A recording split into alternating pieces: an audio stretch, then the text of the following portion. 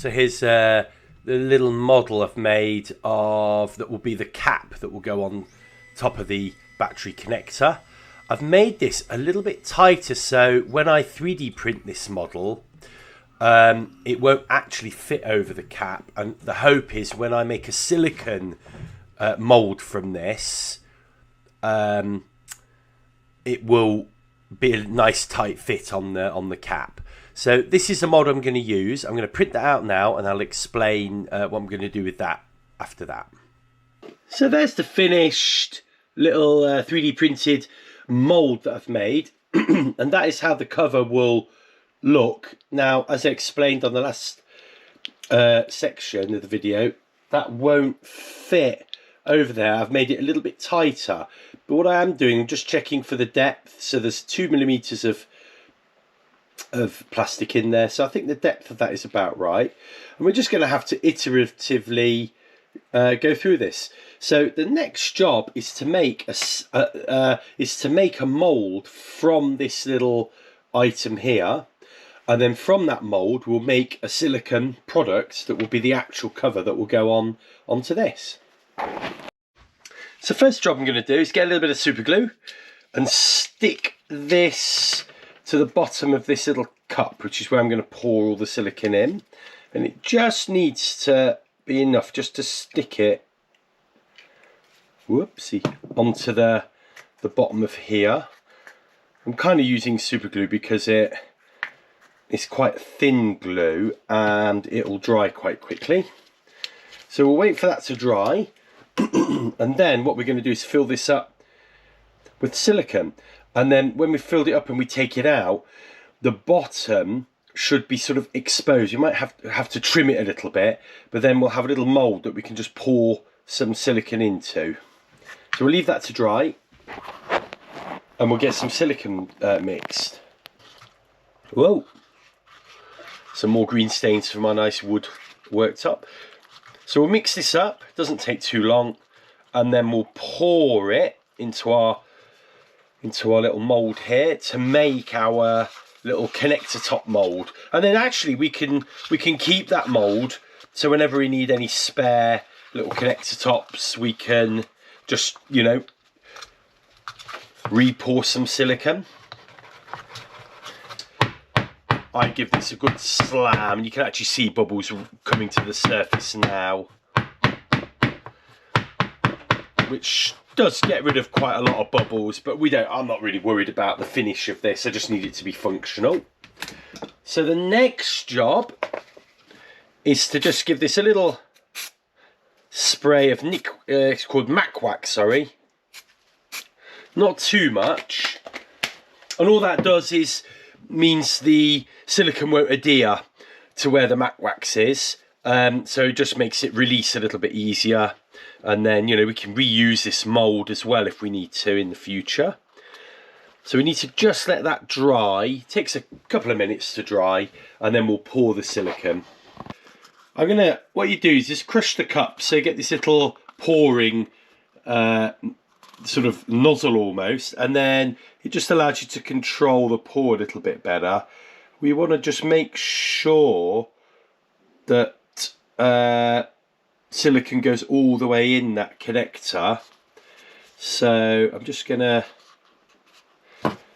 get one of these and just give it a little bit of cover. You can see how, look, there's like, it almost forms an airlock in there. There we go. No need to overdo it. And then we just wait for that to dry. What you can do is give it a little knock. I actually did that after I'd mixed it as well. Just helps to settle everything, helps to get some bubbles out.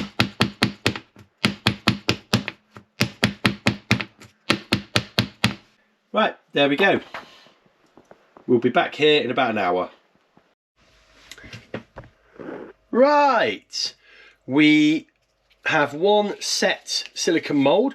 So all I do now, you know, I don't think there's any point trying to get it out here. Just rip open the little paper cup, and then very carefully let's bring it off here. Oh, and that's perfect. That's exactly what I wanted. I wanted to see the bottom of the model there. Now we just got to very carefully get the model out. So I'm just going to ease that out. It should come out quite easily, just one, because of the nature of them. I'm really sorry, my battery went. Another case, the GoPro provided batteries, you know, they say 29%. And then they just go dead. It's crazy. And I'm inside here. It's lovely and warm. If anything, I'm a bit warm inside here. I don't know why that happened. So we're just going to prise this out. And then just gently try and prise that up. This is where your Mac wax is important. And there we go.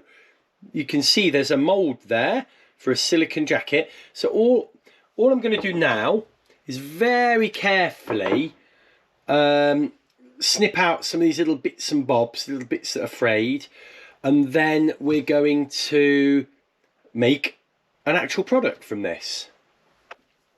I'm just going to put a little bit of colour in. I've only got black, but if you put a little bit of this in, then you can get a nice little grey colour.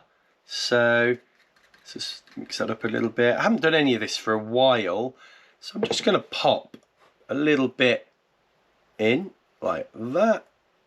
There we go. And then as I'm mixing this, it should go a nice sort of black or grey. I may have put a little bit too much in there, but there we go. Before we forget, let's get some Mac wax in there. Get it all around the whole mould actually, just in case we get some overspill. I'm going to use this syringe, so I'll be able to get right down the bottom there, so there won't be any air bubbles. I've actually just tested the syringe when I made the mould to make sure I got right down the bottom as well. Okay.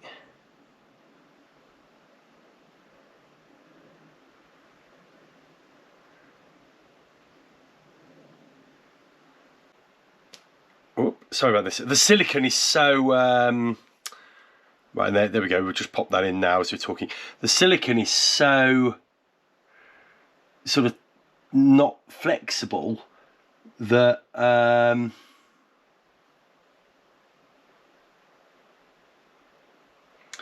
it's hard to get into any tight spaces, but this will allow me to do exactly that.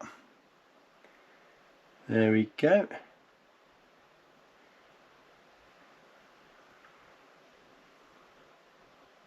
Actually, it's going to let me get this cap nice and accurate, so there'll be no overspill.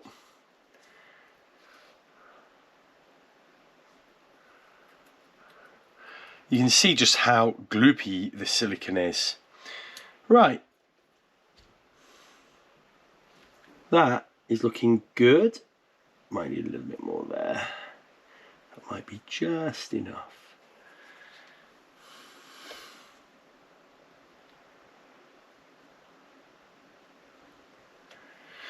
Should settle. Okay, let's leave that to set, and then hopefully this time we'll have a model to or a first little item to test on the connector. Right, we are ready to get this out, so let's hope that Mac wax has worked. We put enough of it on,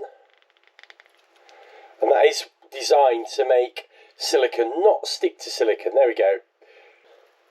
Out here. Silicone's incredibly strong and incredibly flexible, so you can be quite rough with it if you need to. There we go. Right. Well, there it is. A bit wibbly wobbly, and then that's it over there. So, believe it or not, that will probably do.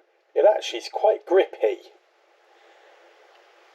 I think that as a Mark 1 will work, so we can put that on the battery connectors just to give it just a little bit of help It definitely fits quite tight.